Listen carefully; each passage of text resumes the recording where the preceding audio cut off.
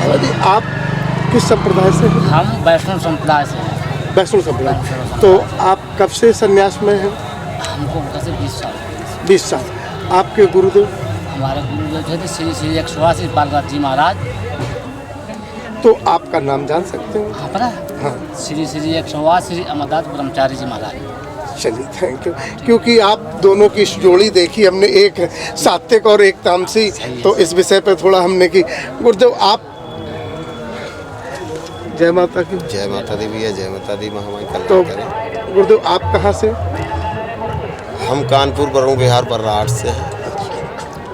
तो गुरुदेव आप तो तामसी शक्तियों के पुजारी वेशभूषा से महसूस हो रहे हैं। देखिए भैया, शक्ति कोई भी हो, तामसिक हो या सात्विक हो, सबकी शक्ति होती है। अब ये हमारे कर्म है कि हम उसको किस नज़र से देख रहे हैं, किस तरह से पूज रहे हैं, हमारे भाव हैं ये, हम किस तरह से उनकी क्रिया कर रहे हैं, वो तो एक अलग बात हो गई। नहीं, क्वेश्चन इस जगह था कि सात्विक शक्ति आप है महाराज जी हमारे, और आप तामसी शक्ति हैं, तो आपके मुताबिक तो ये तो शक्ति का तो कोई दिक्कत नहीं, लेकिन एक धुने पर या एक स्थान पर आप भाई तामसी में हर्ष भोग देते हैं, और महाराज जी हमारे वैष्णव संप्रदाय के हैं, वैष्णव संप्रदाय वाले सिर्फ सात्विक ही भोग देते हैं धूना में जो भी हवन सामग्री, और आपके हवन में कोई लिमिट नहीं है कि काओ लौंग इलायची मिर्चा काली मिर्च या अन्य इत्यादि किसी का भी हवन तामसी लोग कर देते हैं, तो उस विषय पर कैसे?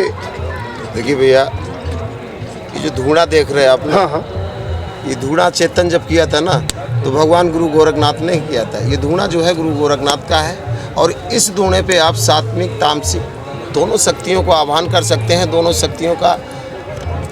शक्तियों को पूछ सकते हैं। बशर्ते अब बात आ गई यहाँ पे कि संत जी जो हमारे स्वामी जी हैं, ये सात्विक में और हम तामसिक में, तो बात यहाँ पे बनती जब हमारे दिलों में मेल है, प्रेम है, भाव है, एक दूसरे के लिए निष्ठा है, तो फिर यहाँ पे तामसिक और सात्विक। अच्छा, फिर एक क्वेश्चन उठता है, क्या अगर मान लीजिए दो शक्तियाँ एक साथ रह सकती हैं, तो क्या तामसी व्यक्ति सात्विक गुरु कर सकता है, और सात्विक गुरु करके क्या वो तामसी सेवाएं कर सकता है? नहीं, ऐसा तो नहीं। अगर सात्विक गुरु है और तामसिक साधना करना चाह रहा है शिष्य, तो हो ही नहीं सकता है, क्योंकि उस मार्ग पे, तामसिक मार्ग पे आपको वो गुरु नहीं पहुंचा पाएंगे। भाई गुरु तो एक हो गया हमारा, जिसको हमने सात्विक कर लिया है। अब मान लीजिए वो उसका कुछ दिन बाद रुझान या कोई मिल जाता है उसे मार्गदर्शक तामसी शक्तियों का पुजारी, तो वो तामसी रास्ता बताता, तो क्या उस शक्ति को वो कर सकता है? जी देखिए, भक्ति किसी की भी आप करो, अगर आप गुरुदीक्षित हो चुके हैं, गुरुदीक्षित अगर हो चुके हैं और आपने गुरुदीक्षा ले ली है, आपके गुरु हैं, तो ये जरूरी नहीं कि आप दोबारा गुरुदीक्षित नहीं हो, मतलब आप हो सकते हैं। गुरु वही आपके रहेंगे। साधना आप अगर नहीं तामसिक साधना करना चाहते तो आप आराम से तामसिक साधना कर सकते हैं। उसके लिए आपको तामसिक गुरु बनाना पड़ेगा, वो मार्गदर्शन गुरु बनाना पड़ेगा। जी, बाकी रास्ता तो किसी न किसी से पूछना पड़ेगा। तो भाई तभी तो शक्ति एक ही हुई, तभी तो हमने कहा कि भाई सात्विक और तामसी एक साथ बैठे हैं। तो उसका रीज़न यही है कि सात्विक सेवक जो है, सात्विक शिष्य है, वो अगर तामसी रास्ता कोई मार्गदर्शक या करना चाहता है तो वो बेशक कर सकता है, बिल्कुल उसमें कोई बुरा है। क्योंकि जो शक्तियाँ हैं, वो जो उग्र शक्तियाँ हैं, उनकी जो क्रिया होती है, उनका जो भोग होता है, वो तामसिक गुरु ही आपको बता सकता है, सात्विक नहीं बता पाएगा। नहीं बताने, और ना ही वो करवाएगा, वो करवाएगा नहीं। क्यों करवाएगा भाई? भाई वो सात्विक है, इसीलिए। और शक्ति वही वो है। अब एक बात बताइए, माँ आदि शक्ति भवानी जो है, रूप तो सब उन्हीं के हैं, है ना। कोई त्रिलोक भैरवी के नाम से पूज रहा, कोई माता लेडी मनसानी के नाम से पूज रहा, तो कोई मदानंद नाम से पूज रहा, कोई चौगानन माता के नाम पाथरी वाली के नाम से पूज रहा, लेकिन शक्ति एक ही है ना। माता शीतला जो गुड़गांव धाम की रानी है, माई वही है, लेकिन रूप अनेक हो गए। तो अब हमको ये डिसीजन लेना कि हमको किस रूप में उस शक्ति को पूजना है। अब अगर हम तामसिक पूजेंगे तो हमें भोग भी तामसिक देना पड़ेगा ना। तो अब हम जब तामसिक जो गुरु होगा उससे जब मार्गदर्शन लेंगे तभी हम आगे बढ़ेंगे। अच्छा, अब एक क्वेश्चन फिर तैयार हुआ, क्या सात्विक शक्ति किस लिए करनी चाहिए और तामसिक शक्ति किस लिए करनी चाहिए? देखिए, तामसिक शक्ति जो होती है, वो जो उग्र क्रियाएं हो जाती हैं, शमशान क्रियाएं हो जाती हैं लोगों पे, जो शमशान क्रियाएं कर दी जाती हैं, और जो तंत्र मंत्र कर दिया जाता है, काला जादू कर दिया जाता है। ये तामसिक शक्ति का जो भक्त होगा, जो तांत्रिक या साधक होगा, वही उस चीज़ से आपको मुक्ति दिला सकता है, सात्विक नहीं। तो ये कहेंगे कि तामसिक शक्ति दूसरों के कल्याण के लिए और सात्विक शक्ति स्वयं के मोक्ष के लिए, स्वयं खुद के मोक्ष के लिए। इसे हमारे स्वामी जी हैं, भजन भाव करते हैं, अपने कल्याण के लिए, जगत कल्याण के लिए करते हैं। लेकिन हमारा जो होता है भजन भाव, वो हमारा जगत कल्याण के लिए ही होता है। तो आपके मुताबिक तामसिक शक्तियां हम जनहित के लिए भी यूज कर सकते हैं और सात्विक जो ऊर्जा है वो सेल्फ के लिए यूज होती है, देखिए सीधा या सा, अपने मोक्ष के लिए अपने।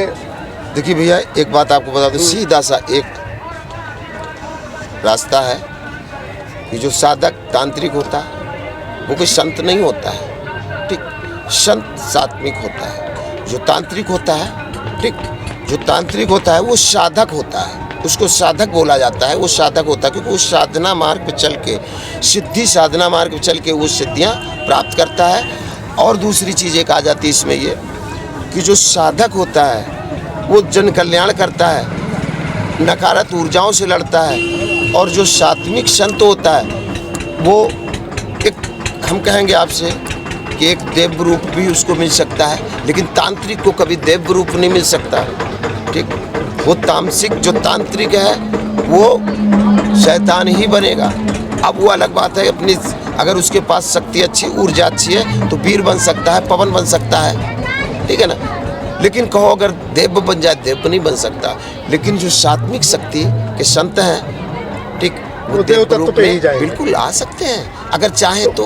वही तो मकसद हुआ कि सात्विक शक्ति वाले अपने लिए और अपने देव तत्व को प्राप्त करने के लिए, मोक्ष के लिए होते हैं। और हम लोग ये तांत्रिक जो हैं ये मरने के बाद भी केवल प्रेत ही रहेंगे, बस प्रेत शक्तियों में पूजेंगे। जी, अगर आपने कभी तंत्र विद्या में आने के बाद में कभी किसी के साथ गलत नहीं किया, आपने कभी किसी का अहित नहीं किया, कितनी भी समस्याएं गुजर जाएं, और आपने अगर किसी का गलत नहीं किया तो आप पवन जैसे होते हैं, वीर पवन होते हैं, वीर बन सकते हैं, आप पवन बन सकते हैं। क्योंकि ये जो अच्छे साधक होते हैं इनको ये श्रेणी मिलती है। अच्छा, अब एक क्वेश्चन फिर उठ गया कि जैसे कि ऐसे साधक खत्म हो जाते हैं और पीर पवन बन जाते हैं, जब ये किसी को परेशान करते हैं तो ये हटाए कैसे जा सकते हैं? बिल्कुल अच्छा क्वेश्चन है। देखिए कारण एक होता है कि किस लिए नहीं हटते हैं जल्दी। हाँ, क्योंकि हर पूजा वो कर चुके हैं। जब कोई वीर लगता है किसी पे, कोई पवन लगता है, तो एक खुद सिद्ध पुरुष होता है। वो सिद्ध पुरुष होता है क्योंकि वो शक्तियों को, मंत्रों को अर्जित किए होता है। आप मंत्र पढ़ रहे हैं, आप तांत्रिक हैं, ठीक है ना।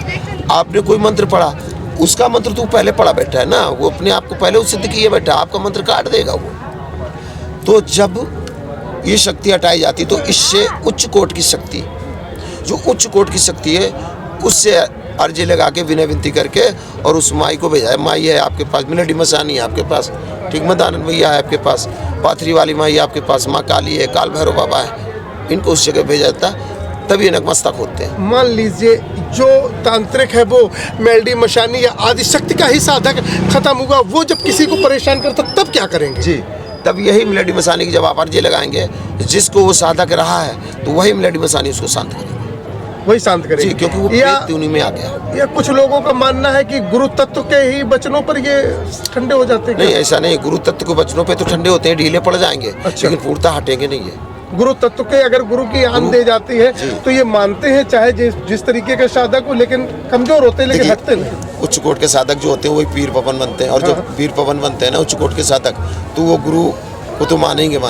गुरु शब्द को तो बहुत जरूरी है मानना उनका, लेकिन बस एक चीज़ होती है कि गुरु शब्द को मानने के बाद में फिर वही काम करेंगे, फिर वही काम करेंगे। तो इसलिए पूर्णतः इनसे मोक्ष दिलाने के लिए, पूर्णतः इनसे मुक्ति लेने के लिए किसी न किसी की दोनों रास्ता यूज करनी चाहिए, किसी न किसी उच्च कोट की शक्ति की शरण में जाना चाहिए। चलिए, आपका बहुत टाइम लिया। जय माता की, जय बाबा की। कल्याण करें।